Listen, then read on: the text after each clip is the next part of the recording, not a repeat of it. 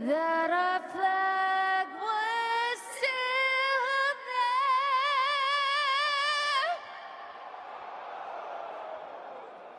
Oh, say does that star-spangled banner yet wave o'er the land of the free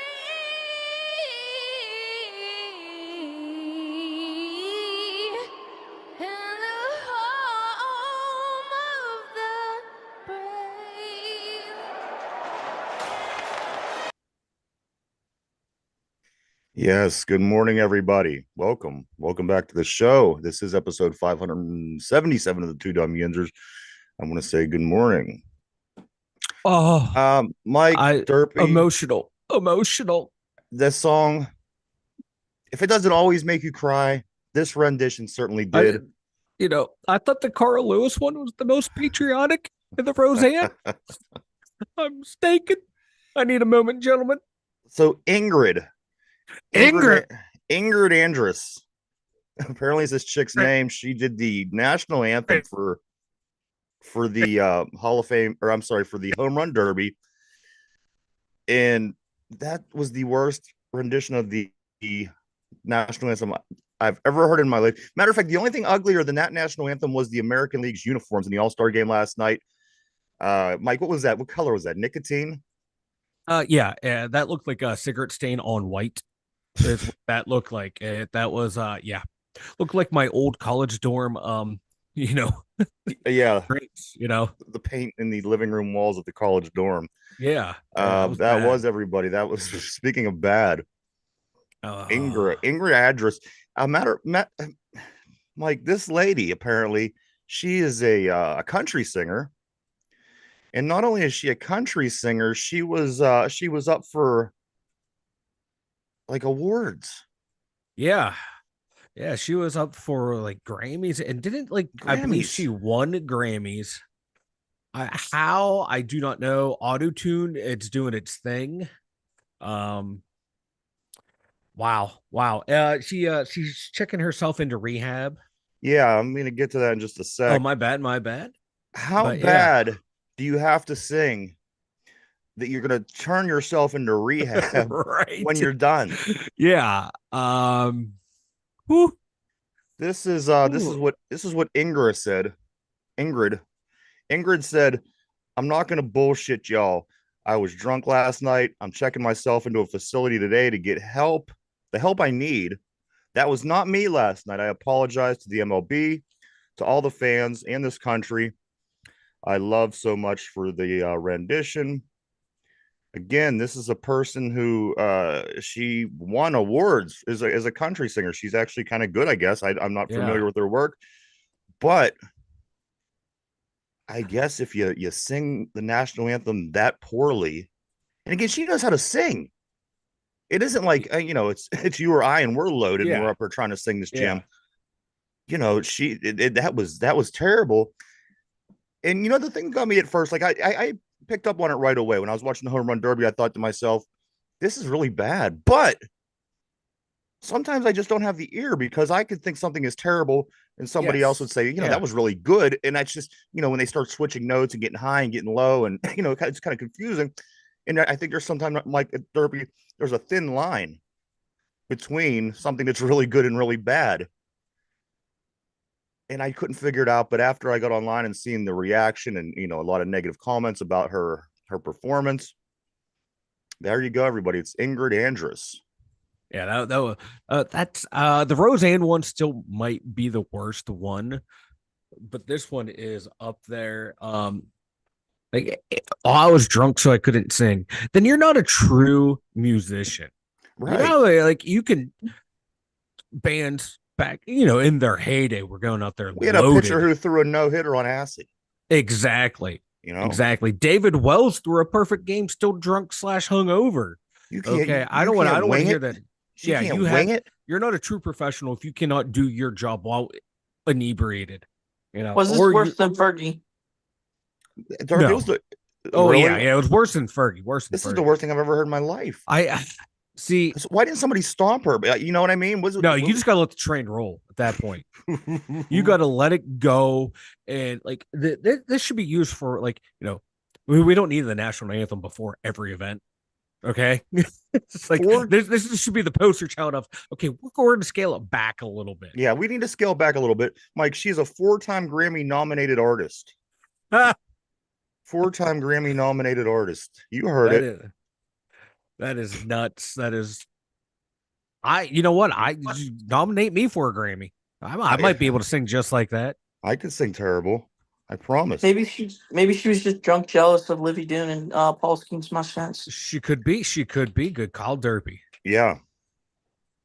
So there you have it, guys. That was how the week started in baseball. Guys, of course, have the week off for the All-Star break. They'll be back at it Friday night in a series at home against Philadelphia. But that was that's what kicked off the whole entire week as far as baseball. Monday night we had the home run derby. Last night we had the All-Star game. Some good stuff happened in both. We'll talk about a little bit of both of those as the show gets moving along here. But I do want to say again, good morning, everybody. Good morning to Ron on the board. And welcome to the show. I was drunk. A lot of performers were drunk and high. So exactly. Most performers are drunk or high. That's how they get the job done. Yeah, that's what you know. What kind of singer are you? Yeah, she's unprofessional. Very unprofessional. A true musician would have been blazed out their mind out there. Speaking of which, I do got a little bit more to talk about in that kind of area later on in the show with a connection with a certain Wiz Khalifa here from Pittsburgh, but we'll talk about that later, guys. We got some sports to get into. The week started with the home run derby contest. I'm super excited about this, and I make that clear. Home run derby, slam dunk contest, events like this. But you know what? After I start watching them, it's not long that I soon start to get bored out of my mind. It was 3 hours. Derby, right? It was 3 hours of basically throwing, a softest pitch ever over the plate, guys hitting home runs, and it must have been hundreds of home runs hit by the time the show was over. But it was a 3-hour episode, guys, of just after the first couple batters. And I got to tell you, it was after the introductions. I was kind of losing interest in it. It's a home run derby. What's the point of doing these big, colossal introductions where they all come out and they stand on a big star and they do this and then they do that? And I get it. It's part of the shtick. But you know what? At my age, I've seen too many of these entrances and beginnings of shows and games and events, and I'm through with it, Mike. First 45 minutes was the introducing the 8 guys. There was 8 guys. You thought there was, and it took there forever. was 50 guys. Yeah, it took way too long. I don't like the the time thing. Just throw pitches out there until you get your outs. How they did it back in the day, I liked it better. The time thing, it feels rushed, and it still takes forever. I want to see a guy sit up there and take 45 pitches deep. That's what I want to see. That's what the fans want to see. But I get it. They don't want the guys to get tired. Blah blah blah. Mike, you get a timeout now. You're in your time. You're hitting your home runs, and you actually get to call a timeout at any point. And then they stop, and then the camera has to walk around and look at everybody. And like I said, it gets old fast. Yeah. It was a good competition. Came down the guy from the Dodgers, Hernandez. He ended up winning the whole thing at the end, and it was good. But as I said, I don't know if it's maybe I've just seen one too many of these in my life, or they're just starting to get really boring, and I lost interest really fast. And that doesn't happen with sports for me. So that tells you something. Yeah, I think we've seen so many of them, dude. Like, my God, because that used to be the marquee event. You go and watch that. You watch Bonds and Sosa and McGuire and Griffey Jr. and Canseco just crush it. But now though too, like you got a lot of guys like you don't need, like, who is this guy? Who is that guy? Before it used to be all the guys who were up there in the home run. Like Aaron Judge would have been out there. They would have had like someone like O'Neal Cruz who hits a lot of crazy deep home runs and how fast they come out. They would have had him as a special person, because it used to be you had to be voted into the All-Star game and you had to have be a big home run hitter. Now it's just Like who is this guy? Like you don't know who they are unless you're like really deep into baseball. Yeah, it was rough. Like I said, it's 'Cause something that I certainly won't be looking forward no, to every year. I always do get myself a little extra excited about it. Then when it yeah, happens, I find myself in the same position. Same with the slam dunk contest. It isn't like the days, when Jordan and Dominique Wilkins and guys like this yeah, participated. So, it's real watered down. And, you catch yourself watching the people, the kids in the pink shirts in the outfield that are chasing the balls yeah, that are, yeah. so I was cool when it was over. But as I said, from the start, Mike, it was the start. It was from Ingrid doing the national anthem Yeah. all the way through this horrifically boring event. That might have been like the highlight of the home run derby. It really was. Because like, like your top home run hitters, Judge, Otani, Gunnar Henderson, Marcel Which would have made Ozuna, an amazing home Anthony run contest. Statlander, Jose Ramirez, Rafael Devers, Juan Soto, All Christian right. Walker. You would We have know had the like those guys. guys. Yeah, you would Yeah, have had those guys. I right. want to see them, especially Judge and Otani going at it. That's what I wanted to see. It was like 6 out of 8 of them were white guys. I mean, I don't know. I'm gonna watch white guys that hang out with family. You know what I mean? Yeah, like that's like a 6 white guys. That's a law firm. We don't need that. Right, right. So the All Star, or I'm sorry, the Home Run Derby, and then the All Star Game, guys. Of course, was last night. The American League wins let me ask you a question. Do they still do the thing where whatever league wins, that's who plays home in the World Series? Is that still a thing? No. No. They did away with that. Yeah. Why did they? Derby, do you know anything about that? Why did they take that out? I have no idea, but they took it away though. Probably because it's stupid. What's it matter? Because maybe 2 of the guys on the team is only going to affect, and what if the other Exactly. guys care? Yeah. Well, they did it because that year they had the The tie and all tie, that stuff because everyone ran out of pitchers and like 13-13. everyone had to cry about, oh, there's no ties in baseball. Why? Okay, so here's what we're gonna do. So there isn't a tie, and then people cried about that. So It's like, oh, now we have to try. And I was like, well, let's yeah, put some meaning behind it then. yeah. But And then, like people, you said, it only affected a handful of the players. right? Yeah, because like you think the Pirate representative cared if they won or not? Because they knew they No. weren't going to the World Series. American League wins the game with those uniforms, which is as Mike, he hit the nail on the head. Those American League uniforms were the color of nicotine. If you would wear a shirt in a room that you smoked heavily for 30 days, you would have an Yeah. American League uniform. Uh-huh. So it did start off ugly. The weekend did with the national anthem by Ingrid with the American League uniforms. But let's talk a little bit more about this game, guys. Paul Skenes does get the start. He pitches 1 inning, gives up no hits, no earned runs. He has a walk. You know what, though? At the end of the day, he leaves the game with another no-hitter. Once again, pulled early. That would be the 3rd time this season that Paul Skenes is pulled from a game when he has no hits against him. Of course, this one's a little different, but we understood he was going to pitch an inning. He got his inning, and I don't think, but you know what? It crossed my mind.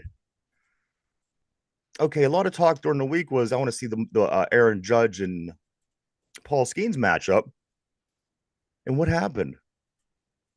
The 3rd batter got walked, and he got to face Aaron Judge. I'm not going to say he did it on purpose. The fix was in, baby. The fix was in. It was a full count against the 3rd batter. I believe it was Juan Soto, and he threw it a little bit inside, which blew through the catcher's glove and went all the way back to the fence. It wasn't because it was a bad pitch; it was because the catcher just couldn't keep up with the pitch. And he walked in. He got to face Judge. Very first pitch, hits it right back to Mr. Skenes. Skenes gets him out, and that was the inning. Nothing better, nothing worse than what I expected. I mean, you kind of feared maybe Paul Skenes would go in there against 3 All-Stars right off the bat, and something bad would happen. Yeah, that wasn't the case. This cat just keeps chugging along. He keeps moving along, keeps doing what he's doing, and he keeps succeeding. Mike, he's the only starter that ever started an MLB All-Star game after only 11 starts in the majors. Yeah, the legend of Paul Skenes continues to grow. My God, the first one to go 1-1 and then be in the All-Star game the following year, and then the first pitcher to what you said started after only having 11 career starts. Yeah. Mind boggling what he is doing. And you can see like those dudes in the AL, they were just like, what the hell is this guy throwing? They couldn't track the fastball, they couldn't track the splinker. Kid's off to a great start in his career. Did you see that on the red carpet? They asked Livy Dunn about the about. She goes, "Can the guy had a baseball?" And oh yeah, the grip and everything. And he says to Livy, he says, "Do you know how to throw a fastball?" And she took it and pretty much went right for the four seamer. And then she goes, she goes, "I'm more of a splinker gal than a fastball pitcher anyway." Yeah. Like there, she's just so hot. The whole thing with this Paul Skenes, just it's working for me, man. Yeah, he got the hot girlfriend who's not only hot but seems like a genuinely awesome person on top of it. So F Paul Skenes. Yeah. I am now a Paul Skenes hater. This guy has everything in life going his way. Now I know how like fans felt like, when they see Sidney Crosby or Lemieux, like F that guy. Like why? Now I get it. Yeah. But I'm glad he's on our team. They did manage to show Livy Dunn several times throughout the All-Star game yesterday. Way many more times than what the Pirates show her. Yeah. I do talk. I mean, of course, we know Brian, a friend of the show. He always says, "How's come the Pirates just don't show Livy Dunn?" But it's just it's a square organization, and it trickles down and it goes through their media. They're just they're square. They're not going to do it. It's the Pittsburgh Pirates, and it's just not going to happen. They would rather put a picture of Kenta Colve on your TV for 40 minutes. Than to talk about Livy Dunn. It's mind blowing what we got going on. Reliving the 60s and the 70s. You're right. And yeah. And it's like it's the greatest thing ever because we're talking about Kenta Colve. Yeah, we get it. We get it. Take a look at this, gymnast who's a badass and who's dating your star pitcher. You hate to use, I don't know. Unless Paul and her said, "Hey, we don't want that." And they're respecting that, or like you said, they're just a square organization who doesn't know how to market. And I had said that from the beginning. As soon as he was getting called up, Brian said to me, he goes, "I can't wait to see how many times they put Livy on TV tonight." Yeah. And I said, They're not. You're going to get lucky if they put her on twice. And that was exactly right. I mean, I think one or two interviews in the stands. Yeah. But you don't have to do it every time he plays. Go to, hey, let's go interview her. But 4 whiffs. 4 whiffs is what Skenes threw last night, which was balls that are swung on and missed. But all right, and also Brian Reynolds goes 1 for 2. Mm-hmm. He was 1 for 1. At his first at bat, he had a single to left field, moves the runner up that was on first to second base, and then later in the game, I actually missed his second at bat. He didn't get on, but he did go 1 for 2. He did get a hit. Pirates represented us well. They represent the city well. They went down there, and now the Pittsburgh Pirates are going to come home for the second part of the season, Mike, where they're 48-48, 500. And did I mention that their 4-game winning streak is the longest in the majors? That's right, baby. The longest winning streak in the majors at the moment is the Pittsburgh Pirates. So watch out. We're coming back.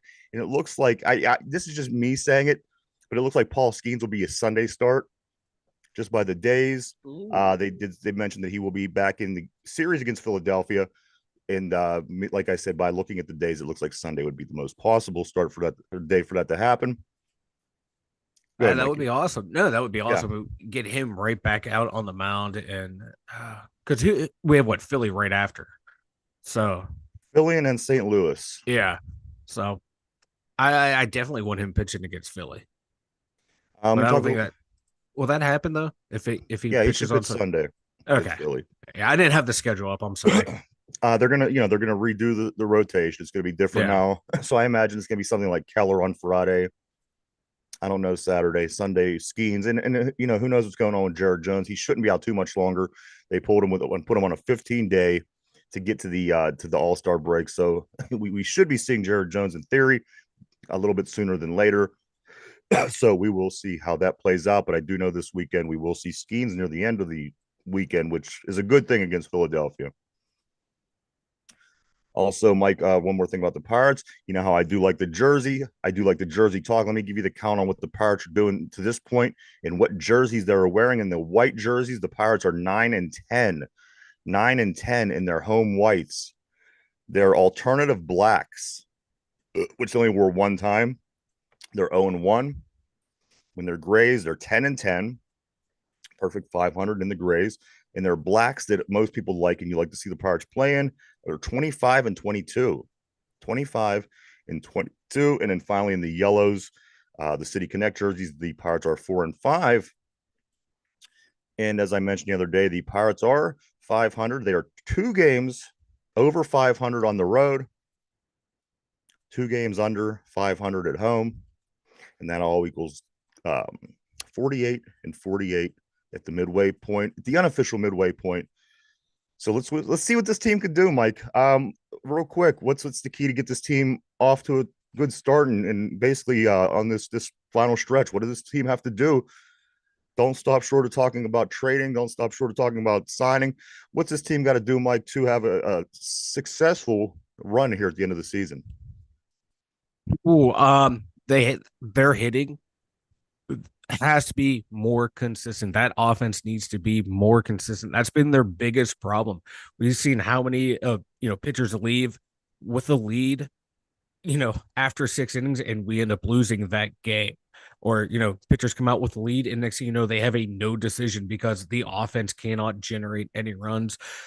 So on that end, they need to go out and make trades like we talked about before on the show and off air. They don't need to go out and get power hitters. They need to get guys who can hit for average. Get guys, because we can get guys on base and we leave a lot of runners on base. Get guys who can play station to station baseball, keep the inning going, wear out their pitching, the opposing pitching staff.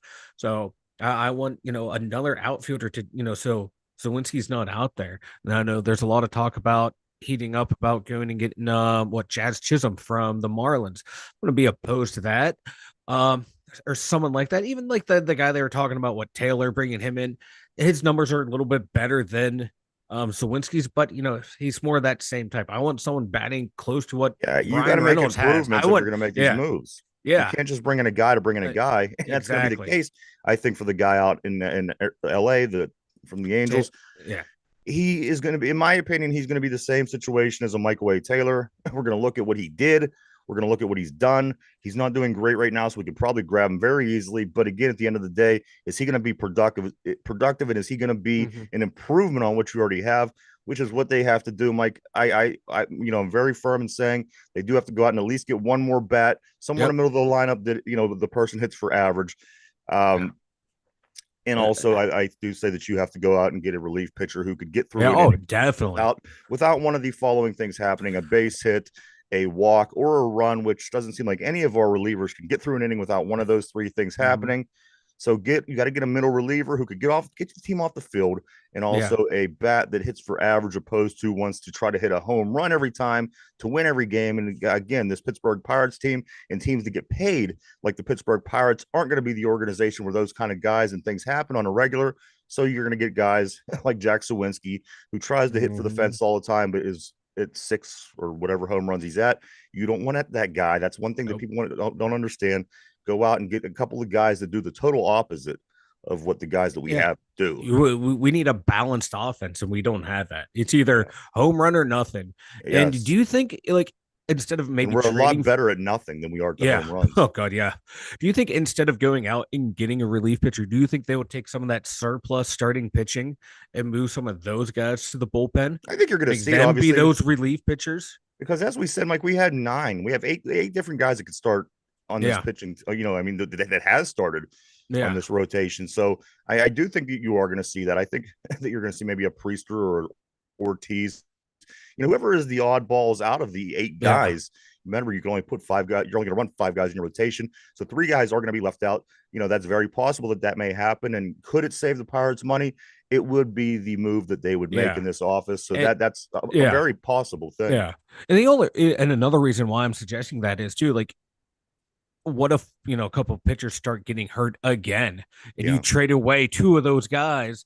Now you want from a position of strength. At that point, you just gotta say, "Oh fuck!" You're kind of screwed at that point. Yeah, we're just gonna take the lumps as they come. Yeah, but I'm thinking to save money, like this team is, you have to think how they think, because they don't want to spend any more money than they have to. If they can just convert starters to relievers, they would do that in the short term, and then go out and maybe trade some prospects to get some guys for the field. I know I've been harping on that, but I would rather trade some prospects to get proven everyday players that you can that have still have contract control for the next couple years. Go out and get those guys. Yeah, it may cost you some prospects, but guess what?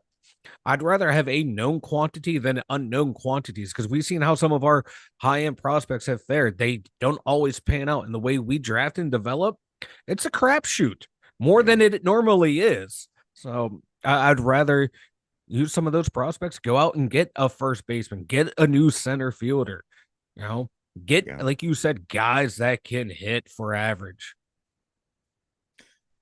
That's going to be what it takes, but we will see. We'll see, guys. We'll see if that's what the Pirates end up doing. A couple more things I do want to go backtrack a little bit, Mike, about some of the people that were involved in baseball this weekend that are from the area here. The most impressive performance last night at the All-Star game by a pitcher was by Oakland's Mason Miller, who is, of course, of Bethel Park and Waynesburg University from right here in the Pittsburgh area. He threw a perfect fifth inning with 2 strikeouts, including one of them being to Ohtani. And then he threw a 103.6 mile per hour pitch, which was the fastest in Major League Baseball All-Star game history. Yeah. Give it up for Mr. Mason Miller from right here in Bethel Park. Yeah. Also, a couple other things over the weekend, Mike. The draft happened over the weekend, and we talked about the first few guys that did get picked. Let me just kind of blow through some details here because I did want to get it out there. David Shields, a left-handed pitcher out of Mount Lebanon here in Pittsburgh, he was selected by the Royals in the second round of the draft. Also, the Bucks, Mike, you know how many draft picks the Pirates ended up having in this whole thing when it's all said and done? No. 21. Oh 21 my picks. God. Oh my goodness. Yeah, 21 picks. I wouldn't even want that many. What do you do with that? I went out of, 21 different picks the Pirates got. You're probably going to know one of them when it's all said and done. Yeah. And then like you start seeing like guys are getting drafted that will never make it just as a favor to a friend of a family. Yeah. Like it becomes a joke at some point. It's like when the NFL used to be like 12 rounds. Because again, the NFL, they do it perfect. They have the right amount of draft, the rounds, they have the right amount of picks. And you know a lot about the guys that are coming in. If you don't, there's ways to find out. Baseball, you're never going to know about 20 of these 21 guys. Again, all high schoolers, guys in college. You're like, what the hell's going on here? Also, Pitt, 2 pitchers were drafted from Pitt. Paul Fox, who he's a right-handed pitcher. He went to the White Sox. And also Ryan Andrade went to the Rays. So we're going to say good luck to all those guys from the area by birth, some of the guys from the area by choice, but nonetheless, they are all going to the majors. And again, Oakland's Mason Miller is becoming one of the better pitchers in the entire league. Yeah. Of course, from Bethel Park, and he did go to Waynesburg University. He kind of came out of nowhere. Yeah. Like, he's to being so close. You think, we would have heard about him, but no one really heard about him.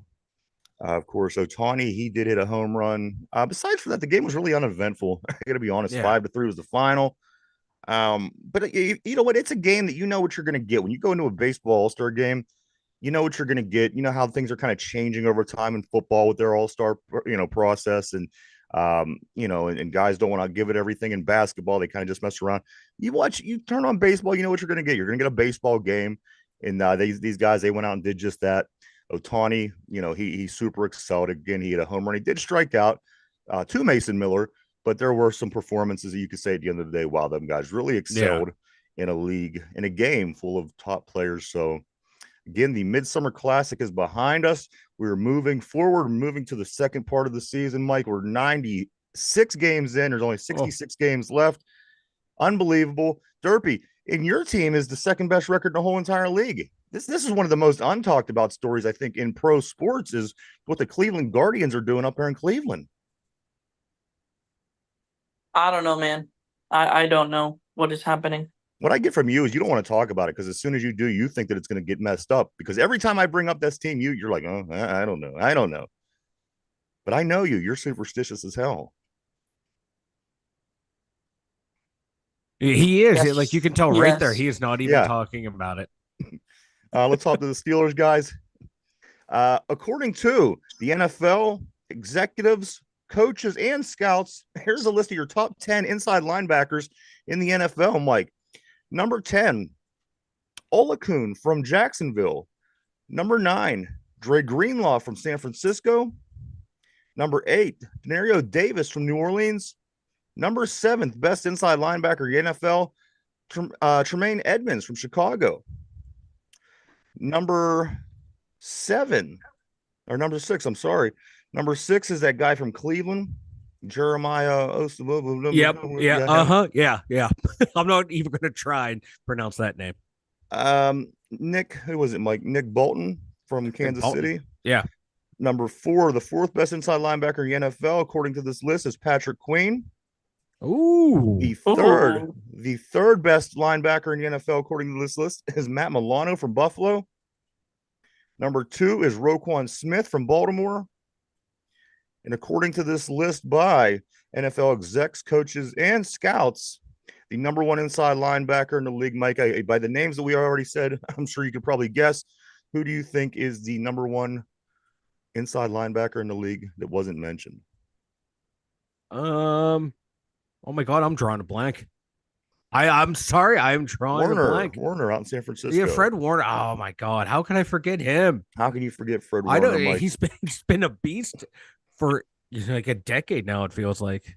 But a lot of the talk over the past couple of days is coming out of San Francisco because again, some old news kind of resurfaced the other day. Brandon Aiyuk, it's coming out that he's requesting a trade from the San Francisco 49ers. Source confirmed to the ESPN. So whether it be Washington, whether it be Pittsburgh, whether it be who knows where, he's going to be on the move, Mike. And could be, yeah. And is he going to threaten to hold out though too? That's the key right there. Because if he can just say, "Hey, trade me." It seems to me like Omar Khan has something up his sleeve. It really doesn't. And how many times I catch myself saying that, but how is he not going to even address this wide receiver position where people could say, well, he did. He went out and got Quez Watkins and not even on the team anymore. And Jefferson. I mean, come on. I think he has something up his sleeve. I think there's a reason why he didn't make any moves, why he's kind of sitting on his hands with this. I don't know. I just got a feeling, guys. I just have a feeling. And again, this talk is starting. The guys are going to be showing up at camp here in a couple of weeks. We got football games in August. So, either we're going in with all or we're going in with nothing. We're going to go get Brandon Aiyuk or we're not going to get anything. What do you think about this? I would love to see it happen because we need to do something on the offensive side of the ball. My God, on to the salary cap. We have spent the least amount of money on wide receivers, so like percentage of cap in the actual dollars, I believe, as well, when it comes to wide receivers. So go out there, spend money on the offensive side of the ball. We have one of the lowest paid offenses. We need to do something. We need to spend money on that side. We have a lot of cap space coming up next year. Yeah, we would have to extend Aiyuk. We would have to extend looking at Freiermuth, George Pickens down the line. But guess what? That's what happens when you want to build a contender. You got to start spreading the money out. We have so much money invested on the defensive side of the ball. We've seen that side of the ball, let us down. Why not shift some of that money back into the offense? This is a passing league. You're going to have to pay Aiyuk. You're going to have to pay George Pickens and a quarterback. Do it. You have a young offensive line. Do it now. Cam Hayward's hand. Yes. Because listen, you have things that you need. You need that second wide receiver. And guess what? If you bring in a Brandon Aiyuk, we're going to be in good shape for a while. Now, the other guy who I'm talking about, Cam Hayward, he's obviously on the down part of his career. He's not that productive anymore. Yes, over time, he did accumulate a lot of numbers. He did very well. If you watch his play over the past couple of years, you could definitely see that it declined. Add that with the injuries that he's dealt with. Mike, that money right there is screwing this football team over. Yeah. The money that Cam Hayward is making. That's $22 million next year that you can use to spend on wide receivers. And I would do it. It's so much more important to have that wide receiver than Cam Hayward at this point. So we will see. I think that Omar Khan, he has never shown us any indication that he's not on top of things. So Mike, I still have faith that he's going to be able to pull something off here. Me too. And that the Cam Hayward contract and also that Alex Highsmith contract that's also killing us right there. We're paying this guy $14 to $17 million a year, you get nice production out of him, but he's not a game wrecker, not a game changer that you're paying that kind of money to. I'd rather have Herbig out there. We saw him come in and not miss a beat last year as a rookie. I that's like the one big contract that Omar signed that I didn't like is that extension of Highsmith. I thought that was a It was too bad much, way move. too much money. Yeah, Way way too too much much money money. for yeah. Opposite of we saw what he did without Watt. He didn't step up, didn't play well when Bud Dupree was here. When TJ Watt was out, Bud Dupree stepped up and played well. Yeah. I like Alex Highsmith. This is not a Yeah. knock against him, but he's not worth that kind of money. He hasn't shown it to be worth that kind of money. Now, if it was like a 10 million a year deal, that would be perfect. 10 to 12 million, but 14, 17 mil, that's a lot of money you can use. Again, wide receivers, man. That's an extra. You cut Cam Hayward, that's 22 million. If you would have shaved off some money off of Highsmith, there's your money for Brandon Aiyuk.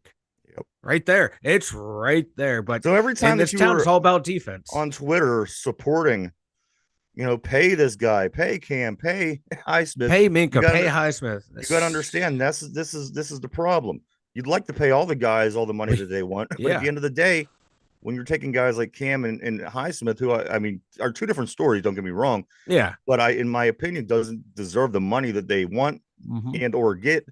You could make changes in other areas to make your team better. Yep. In this case, it would be to go out and get Brandon Aiyuk. Yeah. So if you really want Brandon Aiyuk, yet you supported the big pay raise for Alex Highsmith last offseason, you can only have one or the other. You can't. Yeah, you have to be able to spread money out. Yeah, it's nice to see guys that you like get paid, but if you really are a fan of the team, you have to think what's best for the team, not what's best for your favorite player. How many great Steelers have we seen walk away because it made no sense to pay them? Yeah, you have to do that. This is a business. It's do what's best for business. A lot of people are waiting for Friday. Some people, they got this on Monday. Derpy, NCAA 25, the big topic all over social media. I know you're excited about this. Did you get this college football game yet? I did not, but with Xbox, you get it on Game Pass. You get a trial. Oh, okay. What is so that? I've been playing it. 10 hours. I've been playing it though. How many hours are you down to? Probably like 7. So I got a bit. That ain't bad. I want to talk about this game a little bit, guys. For a lot of local connections, of course. From Aliquippa. Cameron Lindsay. Cameron Lindsay, who's going to Pitt, is on the game. He's 68 overall. There's 3 guys from Aliquippa on the NCAA 25 college football game. Zariah Fisher from Penn State, also from Aliquippa, and DJ Walker that goes to Ohio is also from Aliquippa.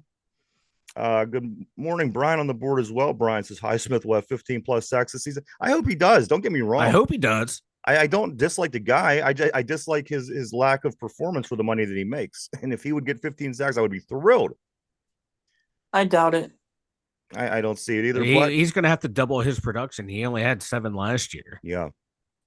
And he played all 17 games. Yeah, right. He's a good player. He's gotten better every year, but he's not that kind of guy. He's a solid linebacker, and most people would love to have him on the team.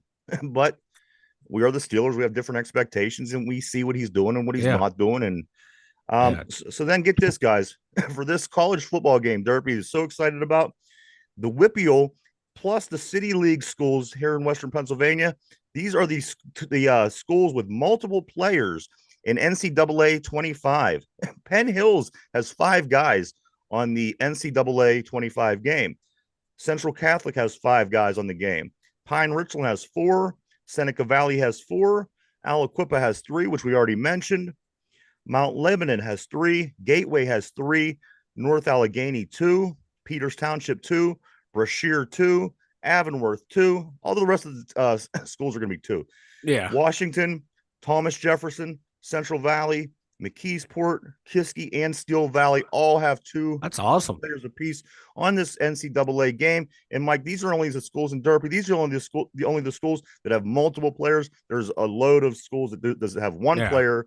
So if you do play this this NCAA game, this highly anticipated game, you could play with a lot of people from right here that went and grew up in your neighborhood and went to school and played football right here in Western PA. So that's a pretty cool thing. Oh yeah, because now it's the actual name and likeness. But back in the day, it would be like number 17 for whatever college, right? And it would quasi look like them. Now it looks like them and has their stuff down perfectly. So that's cool. Awesome. Absolutely. Of course, Sean Fitzpatrick, a guy that went, Sean Fitzsimmons from Pitt, defensive lineman. He went to my high school, which was Monaca, that merged and made Central Valley. So that guy is also on there as well. A lot of cool things about this game, Mike. And I'm excited because Derpy, you're eventually going to get a copy, aren't you? It's not going to be just the free. You're going to eventually get the game, correct? Yes, sir. And then you and Mike are going to play one another, classic Penn State, Ohio State showdown. And we will offer that via Twitch, which will be available when we do that. So a big Big Ten matchup coming up. I already won the national championship Derby, so you got some catching up to do. Mike blew through his 10 hours. He already won the national championship with Penn State. Yeah. 5-minute quarters on freshman level, baby. Let's go. On freshman level. Hell yeah. So you have to start it out. You have to try the game on each difficulty level to find the one that you like. Heisman's way too hard. Freshman's way too easy. The other ones, you got to figure out where it's at. Yeah. I can't wait to watch this. Sometimes it's fun just to beat up on the computer. We will officially announce when this happens.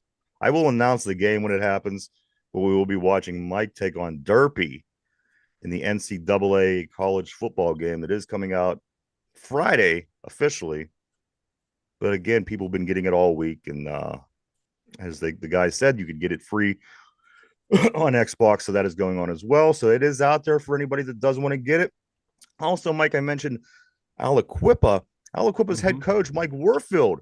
He's taking a year, stepping down for a year. No way. Yes, the legend Mike Warfield at Aliquippa. He is going to take a year off. According to a letter that he wrote, his letter, he said that he's going to take some time with his family and do a few things like this. And so good for him. Hopefully he enjoys his time off. We'll see him back next year. But one of the assistant coaches at Aliquippa is going to take the job for the season. I don't think personally it's going to affect much. They just have so many talent over there, so much talent in Aliquippa. Sometimes I honestly think that it doesn't really matter who the coach is, but of course everybody does know that Mike Warfield is a great coach, and he has pulled off back-to-back state championships over the past 2 years. So whatever's going on, wish him and his family nothing but the best, and hopefully he has some good time to spend with him. Mike, Caitlin Clark, the Fever, they play today, 7:30 p.m. Caitlin Clark and the Fever play the Wings. I think they're the Dallas Wings. Yeah, I think so. Which is such a weird name for a female I know. sports team. The Wings. I know. Come on. It's comical. It's funny. The Wings. Mavericks is where the budget goes. And the Cowboys. Yeah, but when you're named after a fucking maxi pad, basically, with the wing. But anyway, the Wings have a 5-19 record. The Fever coming in red hot. Mike, this team is 11-14. This team is 11-14. And guess what? Out of all the teams in the league, they are sixth. If you power rank the league altogether, the Indiana Fever are the sixth best team in the WNBA. A huge increase so far over what they were at this point last year. Yeah. But again, 7:30 tonight, you can see Caitlin Clark and the Indiana Fever travel to Dallas to play the Wings. I do believe Caitlin Clark is the leading the assist leader in the WNBA right now, if I'm not mistaken. But what are you doing over there, Mike? What's your? I can just get you I'm just waiting for Brian in the comments. I need my running total of turnovers. I was gonna say, you don't think he's gonna send us the amount of turnovers that he got? I'm waiting for it. I don't see it in chat yet. Now this what I want to tell you next here is about Ms. Reese. if I could find it real quick. This is from Jason Whitlock. Jason Whitlock says this in regards to Angel Reese. Never again. No serious person should ever discuss Angel Reese as a rookie of the year. She's just too unskilled offensively. She struggles to make layups. She's a nice rebounder. She's not an all-star. She's being used as a gimmick to diminish Clark. Mike, is Angel Reese or Caitlin Clark going to win the Rookie of the Year? And do you think there's anybody outside of those two basketball players that No. could possibly be? No, it's down to those two, and if you go by stat sheets and look, you can make an argument for both. Absolutely, you can. Call it the Friendship Award. Yeah, she is very unathletic, but you know what? She is out rebounding people, and you can make an argument for her, but I think Caitlin Clark, because we went over the stats yesterday, she was ahead in all but two of them. Yeah. So yeah, I think she should be getting it. If I had Rookie of the Year vote, it would be Caitlin Clark 1, Angel Reese 2. And you got to look at the performance of the team. Which teams are drastically improving? In this case, it is the Indiana Fever. In this case, they are beating teams they shouldn't beat. In this case, they did beat the Liberty, who had 19 wins. In this case, they did beat the Lynx, who had 16 wins. And guess what? Chicago is losing to all those same exact teams with not only the possible Rookie of the Year, Angel Reese, but also Cardosi, who's a big part of that South Carolina basketball team as well. Everybody knows about that team. And this team is not getting better as the season goes on. They continue to lose to those better teams, where Indiana is finding ways to beat those better teams. In my favor, I don't know, my bias, because I am a Caitlin Clark fan. Man, I think it's a no-brainer. Caitlin Clark at this point wins the Rookie of the Year. Yeah. I think it's going to be a Grant Hill, Jason Kidd situation. You think they're going to do that? I think so. Split it. I think they are. Yeah. Co-MVPs. Yeah. Co-Rookie of the Year. Co-Rookie of the Year. Mm-hmm. Yeah, I think it's going to happen. I guess that's the way you keep the peace, right? You just give it to the better player. Right. But like I said, you can look at the stat sheets and argue one way or the other if you don't want to watch the game. Well, then they should make a hard decision, and they should pick one. Yeah. But I agree. I think that they're probably going to do something like this. It's going to be a co-Rookie of the Year thing, or something of that nature. Also, because Caitlin's really not running away with it either. Right. She's just making everybody better. She's better. It's hard to even explain. She's making the team better. She's improving the team. She's making everybody around her better. She's leading in assists. She's obviously not selfish, but at the end of the day, she can put up 22 points, 25 points if she wants to. Yeah. But then she'll have games where she's, shoot like 2 for 11 from 3-point land. So it's like, but she'll have a ton. But I don't think I don't think that's the argument. I mean, we know that she can shoot threes. You know what? She doesn't have to convince us anymore. She just has to do what she does. You know what I mean? Her time of convincing us that she could shoot threes is over. I think what she did in college last year, that puts away a lot of conversation, because I've never seen a person and anybody shoot threes like this person does. She's not doing pro level. She could pull up at the logo. She could pull up with a person on her. I don't think she has to prove that anymore. I think she just has to continue to do what she does. Yeah, she just needs to do it more consistently at this level, because she's not shooting the same percentage she was in college. But now she's getting that more defenders. Yeah, and she's getting a lot of defense on her too. I think she needs to be, if they get some better players around her outside of Boston, and let her be a facilitator, and then people will start drifting to those players more, and that will open her up more for the long range shot. She gets opened up more. I mean, come on. Yeah. Also, Mike, basketball, Bub Carrington from right here at Pitt. He is off to a really good start. He got drafted by the Washington Wizards in the first round of the NBA draft. Mike, you remember when they were called the Washington Bullets? Yeah. When we were growing up, they were the Washington Bullets. Yeah. Yep. Bub Carrington, he does play for the Washington Wizards, again, drafted in the first round. Listen to his first 3 games so far in these initial games, I guess. I don't know what they're called. First game, 19 points, 9 rebounds, 8 assists. Second game, 18 points, 4 rebounds, 5 assists. Third game, 20 points, 4 rebounds, 5 assists. This is where guys are trying to prove themselves. This is where guys are trying to get the advantage over other guys who got drafted and backup players alike. 20, 19, 18, and 20 points in 3 games, 9, 4, 4 rebounds, 8, 5, 5 and assists. You gotta like what you're getting out of Bub Carrington, Mike. Got to. If you can keep that up, and my God, he'll have a nice career in the NBA. Absolutely. I think I'm watching these highlights, and you know what? Some people are saying that he looks like one of the better people that was picked in the draft overall. Yeah. I mean, you got to remember he was a first round guy. Yep. So keep your eye on Bub Carrington. This is going to be a name that you're going to be seeing in the NBA for quite some time. I seen him go coast to coast yesterday from a game over the weekend. He dunked it like like these people were kids around him. But Bub Carrington is going to be a lot of fun to watch. Mike, why don't you go and tell everybody about the website? The2dumbyinzers.com. If you're new over here, we got the links to all of our social media over there. We also have the merchandise store, and we have the blog, which is just updated today right before we came on. So check it out at the2dumbyinzers.com. Go check out everybody. www.the2dumbyinzers.com. Today, Mike, it's not exactly a trivia. This is kind of an interesting fact. This is something that I came across over the weekend, and I wanted to bring it up. And so I'm going to do this instead of a trivia. Okay. All right. Let me do this first. We are live. We're live 5 days a week, everybody, right here from 11 a.m. to 12 p.m. Eastern Standard Time. Usually we would send the show that we do live, the brand new show, over to Spotify at 8 o'clock p.m. in podcast form. However, there is a little technical difficulty going on right now with Spotify, and I'm trying to get that all ironed out. So hopefully in the next day or two, we will have the podcast itself back up. But in the meantime, you can always bring up, watch, listen, whatever, right here on YouTube. So check it out. All right. So yesterday was Gary Anderson's birthday.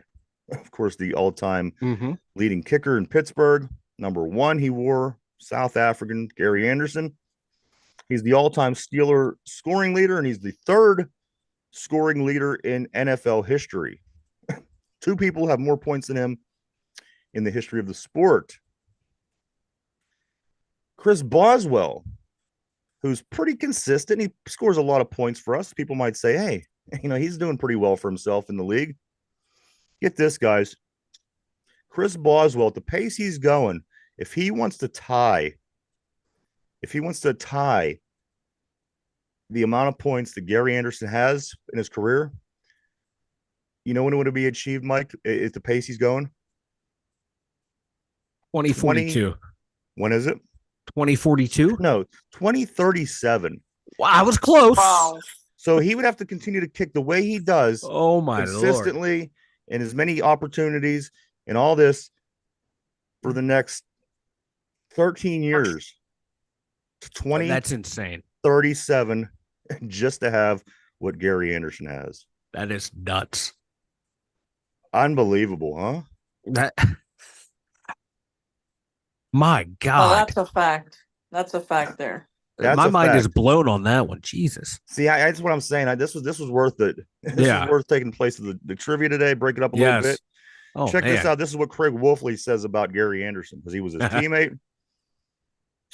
Craig Wolfley says, we were teammates at Syracuse. Love this guy. At a tryout, he kicked a 72-yard field goal with his right leg and a 55-yard field goal with his left leg in jeans. Not bad. Not bad. Not bad for little Gary Anderson. 72-yard field goal with his right leg, 55 with his left in jeans. Of course, Gary Anderson is the 3rd most points in NFL history with 2,434. All-time leading point getter for the Steelers. And again, it would take Chris Boswell to 2037 to match what Gary Anderson was able to do. How can you forget Gary with the 1-bar face mask? I loved it. Come on. Gary was the man. Gary Anderson, Gary and Morton Anderson from that era are my 2 favorite kickers. They might be my 2 favorite of all time. Yeah. Or definitely Gary Anderson. I do have an announcement too, Ryan. And Gary had that South African accent. Oh, he did too. I loved it. Yeah, I was wondering, like him. Everybody would say that, like when you couldn't say his name back when he was here without saying Gary, pronouncing it like Gary. Yeah, I would love to have like Gary Anderson, Joe Mullen, and Kevin Stevens have a conversation. Yeah. They would not be able to understand. It'd be a mess. Joe Mullen. All right, what's your announcement? I have a new design up at the web store. Go check it out. It What the hell is is that? It's a penis. 10. No, it's not. It is a liquor bottle. It is 10% malt liquor always wins. 10% liquor or 10% malt liquor always wins. That is up at the merch store What the hell as is we that? speak. It's a bottle, I 10% don't malt have liquor. anything to do with anything. What is? Yeah, because we're wild and crazy over here. The two dumb Yinzers. No, what the fuck is Yeah, that? yeah. Derpy, Yeah. is that the most ridiculous thing you've ever seen in your life? Yes. That's in the merch store? Yeah, 10% Mike. malt liquor always wins. Check it out at the2dumbusers.com and check out the merch store, and it leads you right there. What the fuck? It is awesome. I really wish I had more than 4 minutes because I would have gone about what is that? What are you doing? What? It's a picture of a beer bottle, Yeah, but then you look at it all, like on the shirts and stuff. It looks which really has nothing to good. do with our show or sports or Pittsburgh or anything. It's black and gold, and we drink malt liquor in Pittsburgh. No, we don't. Yes, we do. What is this? Oh, You drank malt liquor 2 times. Now you're making malt liquor shirts. yes, because it's a funny saying. Yeah, Yeah. I don't have the time to do this. Like, Here, I'll show you the no, shirt. please don't. I don't want to see. What the fuck is that? It looks like a microscope for one. It don't even look like a beer bottle. For two, that has nothing to do with anything. You're no fun.